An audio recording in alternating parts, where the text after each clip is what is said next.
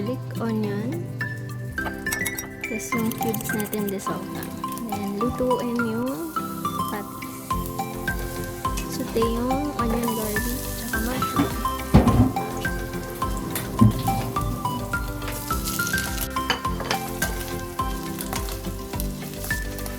Tapos, set aside po. Then, butter. Tsaka yung flour naman. Para maging thick naman yung sauce natin.